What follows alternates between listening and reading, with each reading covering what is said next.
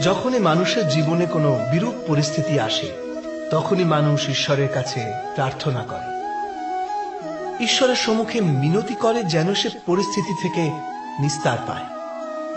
কিন্তু এই প্রার্থনার বাস্তবিক রূপ কেমন হয়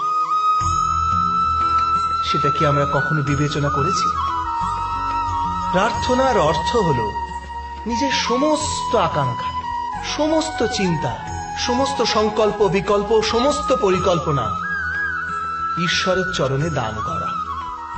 অর্থাৎ নিজের কর্মের ফল কি হবে সেই নিয়ে চিন্তা না করে ধর্মের অনুরূপ কর্ম করা।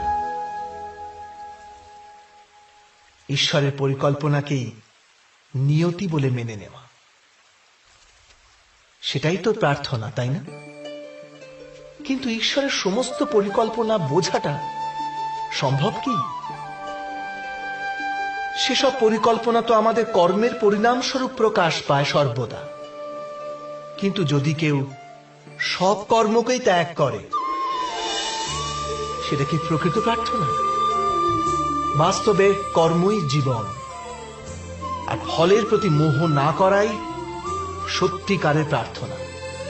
যে প্রার্থনা কর্মের পথে বাধা হয়ে দাঁড়ায়, মানুষকে কার্যই করতে না দেয়, সেটা প্রার্থনা না পরাজয়? স্বয়ং বিচার করবেন।